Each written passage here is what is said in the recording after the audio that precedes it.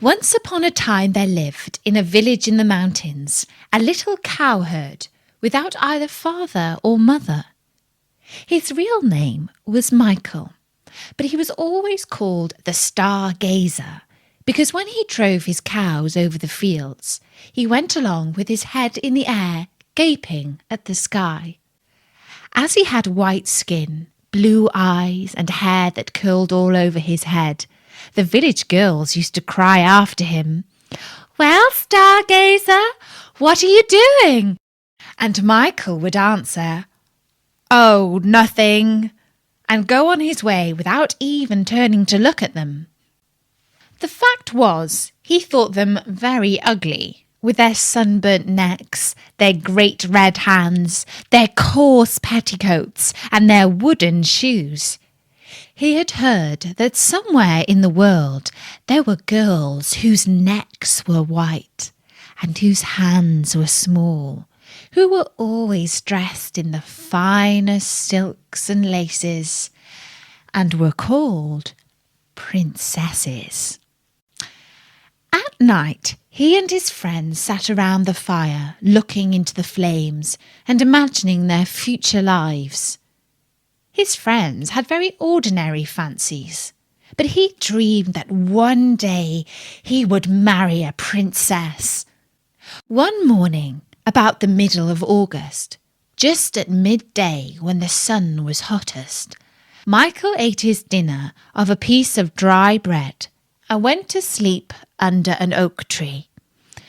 And while he slept, he dreamt of a beautiful lady dressed in a robe of gold, who said to him, "Go to the castle of Belle-Île, and there you shall marry a princess." That evening, the little cowboy, who had been thinking a great deal about the advice of the lady in the golden dress, told his dream to the farm people. But as was natural, they only laughed at the Stargazer.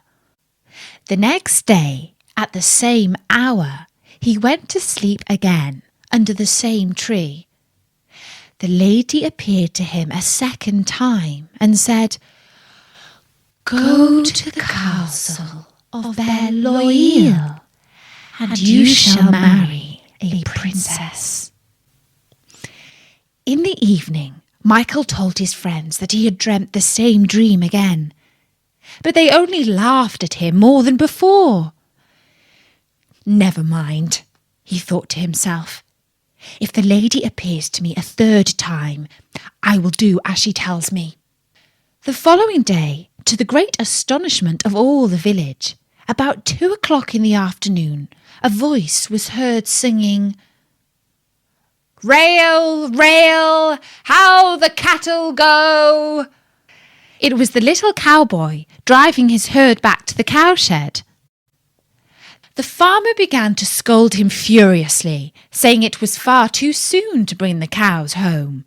But he answered quietly, "I am going away," made his clothes into a bundle, said goodbye to all his friends, and boldly set out to seek his princess. There was great excitement throughout all the village, and on top of the hill the people stood holding their sides with laughter as they watched the Stargazer trudging bravely along the valley with his bundle at the end of his stick. It was enough to make anyone laugh, certainly. It was well known for a full 20 miles round that there lived in the castle of Belle-Île 12 princesses of wonderful beauty, and as proud as they were beautiful, and who were besides so very sensitive and of such truly royal blood that each would have felt at once the presence of a pea in her bed, even if the mattress had been laid over it. It was whispered about that they led exactly the lives that princesses ought to lead, sleeping far into the morning and never getting up till midday.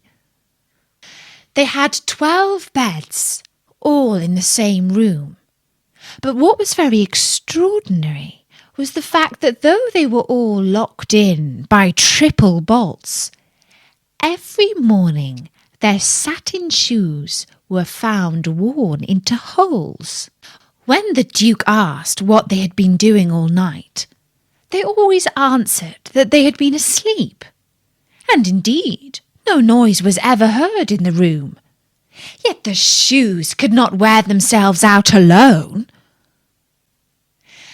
At last the Duke of Belle-Isle ordered the trumpet to be sounded, and a proclamation to be made that whoever could discover how his daughters wore out their shoes should choose one of them for his wife. On hearing the proclamation, a number of princes arrived at the castle to try their luck. They watched all night behind the open door of the princesses, but when the morning came, they had all disappeared, and no one could tell what had become of them. When he reached the castle at last, Michael went straight to the gardener and asked him for a job in the garden. And though the stargazer did not look very sturdy, the gardener agreed to take him on, as he thought that his pretty face and golden curls would please the princess. The gardener told Michael that when the princesses got up, he was to present each one with a bouquet, and Michael thought that if he had nothing more unpleasant to do than that, he should get on very well. And so he placed himself behind the door of the princess's room, with the 12 bouquets in a basket. When they arose, he gave one to each of the sisters. And so he placed himself behind the door of the princess's room, with the 12 bouquets in a basket. When they arose, he gave one to each of the sisters. The princesses took the flowers without even deigning to look at the lad, except Lena, the youngest, who fixed her large black eyes as soft as velvet on him, and exclaimed, "Ah, how pretty he is, our new flower boy!" The rest all burst out laughing, and the eldest pointed out that a princess ought never to lower herself by looking at a garden boy. Now the beautiful eyes of the Princess Lena inspired Michael with a passionate longing to try his fate and see if he could discover the secret of satin shoes that were worn out every night. This was his only chance to win her hand in marriage. However, he did not dare to come forward, being afraid that he should only be jeered at or even turned away from the castle on account of his impudence. And so he loved the Princess Lena and her dark eyes without saying a word to anybody. Then the stargazer had another dream. The lady in the golden dress appeared to him once more, holding in one hand 2 young trees, a cherry laurel and a rose laurel, and in the other hand a little golden rake, a little golden bucket, and a silken towel. She spoke to him as follows: "Plant these 2 laurels in 2 large pots. Rake them over with the rake, water them with the bucket, and wipe them with the towel. When they have grown as tall as a girl of 15, say to each of them, 'My beautiful laurel, with the golden rake, I have raked you. With the golden bucket, I have watered you.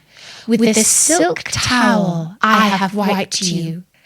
Then after that, ask anything you choose, and the laurels will give it to you.'" Michael thanked the lady in the golden dress, and when he woke, he found the 2 laurel bushes beside him. So he carefully obeyed the orders he had been given by the lady. The trees grew very fast, and when they were as tall as a girl of 15, he said to the cherry laurel, "My lovely cherry laurel, with the golden rake I have raked thee. With the golden bucket I have watered thee. With the silk towel I have wiped thee. Teach me how to become invisible." Then there instantly appeared on the laurel a pretty white flower, which Michael gathered and stuck into his buttonhole. As soon as he had done so, he saw his hands and arms disappear, and then his entire body, and soon he was completely invisible. That evening, when the princesses went upstairs to bed, he followed them barefoot, so that he might make no noise, and hid himself under one of the 12 beds, so as not to take up too much room. The princesses began at once to open their wardrobes and boxes. They took out of them the most magnificent dresses, which they put on before their mirrors, and when they had finished, turned themselves all round to admire their appearances. Michael could see nothing from his hiding place, but he could hear everything, and he listened to the princesses laughing and jumping with pleasure. At last the eldest said, "Be quick, my sisters, our partners will be impatient." At the end of an hour, when the stargazer heard no more noises, he peeped out and saw the 12 sisters in splendid garments, with their satin shoes on their feet, and in their hands the bouquets he had brought them. "Are you ready?" asked the eldest. "Yes," replied the other 11 in chorus, and they took their places one by one behind her. Then the eldest princess clapped her hands 3 times, and a trap door opened. All the princesses disappeared down a secret staircase, and Michael hastily followed them. As he was following on the steps of the Princess Lena, he carelessly trod on her dress. "There's somebody behind me," cried the princess. "They are holding my dress." "You foolish thing," said her eldest sister. "You are always afraid of something. It is only a nail which caught you." They went down, down, down, till at last they came to a passage with a door at one end, which was only fastened with a latch. The eldest princess opened it, and they found themselves immediately in a lovely little wood, where the leaves were spangled with drops of silver, which shone in the brilliant light of the moon. They next crossed another wood, where the leaves were sprinkled with gold, and after that another still, where the leaves were glittered with diamonds. At last the stargazer saw a large lake, and on the shores of the lake 12 little boats with awnings, in which were seated 12 princes, who, grasping their oars, awaited the princesses. Each princess entered one of the boats, and Michael slipped into the one which held the youngest. The boats glided along rapidly, but Lena's, from being heavier, was always behind the rest. "We never went so slowly before," said the princess. "What can be the reason?" "I don't know," answered the prince. "I assure you I am rowing as hard as I can." On the other side of the lake, the garden boy saw a beautiful castle, splendidly illuminated, from which came the lively music of fiddles, kettle drums, and trumpets. In a moment they touched land, and the company jumped out of the boats, and the princes, after having securely fastened their boats, gave their arms to the princesses and led them to the castle. Michael followed and entered the ballroom with them.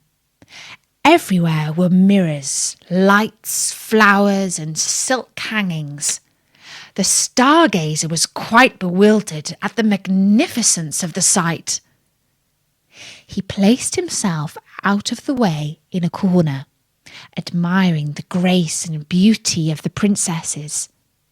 Their loveliness was of every kind. Some were fair and some were dark. Some had chestnut hair or curls darker still, and some had golden locks. Never were so many beautiful princesses seen together at one time, but the one whom the cowboy thought the most beautiful and the most fascinating was the little princess with the velvet eyes. With what eagerness she danced! Leaning on her partner's shoulders, she swept by like a whirlwind. Her cheeks flushed, her eyes sparkled, and it was plain that she loved dancing. The poor boy envied those handsome young men with whom she danced so gracefully, but he did not know how little reason he had to be jealous of them. The young men were really the princes who, to the number of 50 at least, had tried to steal the princess's secret. The princesses had made them drink a magic potion, which froze the heart and left nothing but the love of dancing. They danced on until the shoes of the princesses were worn with holes. When the cock crowed the third time, the fiddles stopped, and a delicious supper was served, consisting of sugared orange flowers, crystallized rose leaves, powdered violets, cream crackers, and other dishes, which are, as everyone knows, the favorite food of princesses. After supper, the dancers all went back to their boats, and this time the stargazer entered that of the eldest princess. They crossed again the wood with the diamond-spangled leaves, the wood with gold-sprinkled leaves, and the wood whose leaves glittered with drops of silver, and as a proof of what he had seen, the boy broke a small branch from a tree in the last wood. Lena turned as she heard the noise made by the breaking of the branch. "What was that noise?" she asked. "It was nothing," replied her eldest sister. "It was only the screech of the barn owl that roosts in one of the turrets of the castle." While she was speaking, Michael managed to slip in front, and running up the staircase, he reached the princess's room first. He flung open the window, and sliding down the vine which climbed up the wall, found himself in the garden just as the sun was beginning to rise, and it was time for him to set to his work. That day, when he made up the bouquets, Michael hid the branch with the silver drops in the bouquet intended for the youngest princess. Lena discovered it. She was much surprised.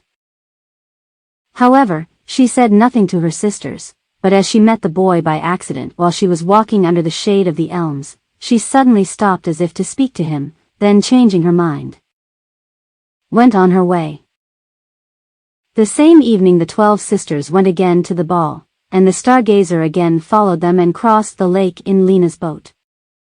As they came back, Michael gathered a branch from the wood with the gold-spangled leaves, and now it was the eldest princess who heard the noise that it made in breaking.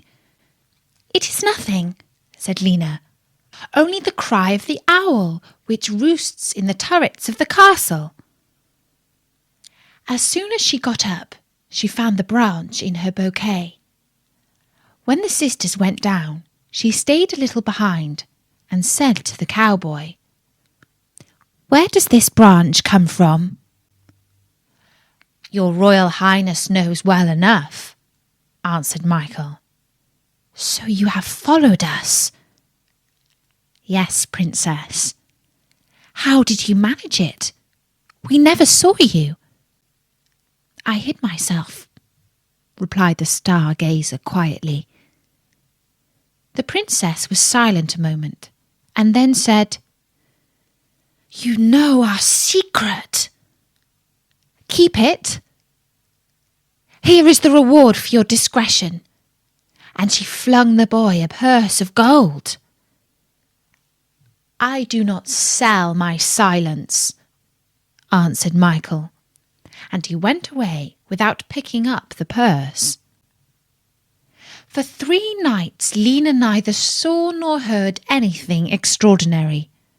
On the 4th, she heard a rustling among the diamond-spangled leaves of the wood. That day there was a branch of the trees in her bouquet.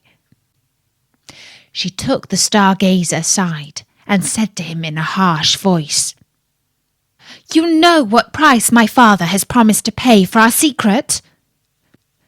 "I know." "Don't you mean to tell him?" "That is not my intention." "Are you afraid?" "No, Princess." "What makes you so discreet then?" But Michael was silent. Lena's sisters had seen her talking to the little garden boy and jeered at her for it. "What prevents your marrying him?" asked the eldest. "You would become a gardener too. It is a charming profession. You could live in a cottage at the end of the park and help your husband to draw up water from the well. And when we get up, you could bring us our bouquets." The Princess Lena was very angry, and when the stargazer presented her bouquet, she received it in a disdainful manner. Michael behaved most respectfully. He never raised his eyes to her, but nearly all day she felt him at her side without ever seeing him. One day she made up her mind to tell everything to her eldest sister. "What?" said she. "This rogue knows our secret, and you never told me? I must lose no time in getting rid of him." "But how?" "Why, by having him taken to the tower with dungeons, of course." For this was the way that in old times beautiful princesses got rid of people who knew too much. But the astonishing part of it was that the younger sister did not seem at all to relish the idea of throwing the boy into the dungeon. At last it was decided that Michael should be put to the test, that they would take him to the ball, and at the end of supper would give him the magic potion which was to enchant him like the rest. In fact, he had been present, invisible, while the princesses had made their plans, and had heard all. But he had made up his mind to drink of the potion and sacrifice himself to the happiness of her he loved. Not wishing, however, to cut a poor figure at the ball by the side of the other dancers, he went at once to the laurels and said, "My lovely rose laurel, with the golden rake, I have raked thee. With the golden bucket, I have watered thee. With the silken towel, I have dried thee. Dress me like a prince." A beautiful pink flower appeared. Michael gathered it, and found himself in a moment clothed in velvet, which was as black as the eyes of the little princess, with a cap to match, a diamond aigrette, and a blossom of the rose laurel in his buttonhole. This time he did not cross in Lena's boat. He gave his arm to the eldest sister, danced with each in turn, and was so graceful that everyone was delighted with him. At last the time came for him to dance with the little princess. She found him the best partner in the world, but he did not dare to speak a single word to her. When he was taking her back to her palace, she said to him in a mocking voice, "Here you are at the summit of your wishes. You are being treated like a prince. "Don't be afraid," replied the Stargazer gently. "You shall never be a gardener's wife." The little princess stared at him with a frightened face, and he left her without waiting for an answer. At last the eldest sister made a sign, and one of the page boys brought in a large golden cup. "The enchanted castle has no more secrets for you," she said to the Stargazer. "Let us drink to your triumph." He cast a lingering glance at the little princess, and without hesitation lifted the cup. "Don't drink!"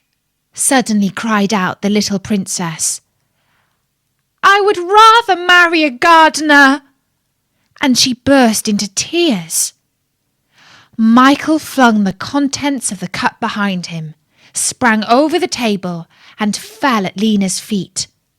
The rest of the princes fell likewise at the knees of the princesses, each of whom chose a husband and raised him to her side.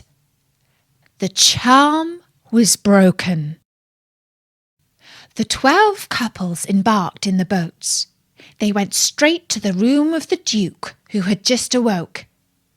Michael held in his hand the golden cup, and he revealed the secret of the holes in the shoes. "Choose then," said the Duke, "whichever of my daughters you prefer." "My choice is already made," replied the garden boy, and he offered his hand to the youngest princess, who blushed and lowered her eyes. The Princess Lena did not become a gardener's wife. On the contrary, it was the Stargazer who became a prince.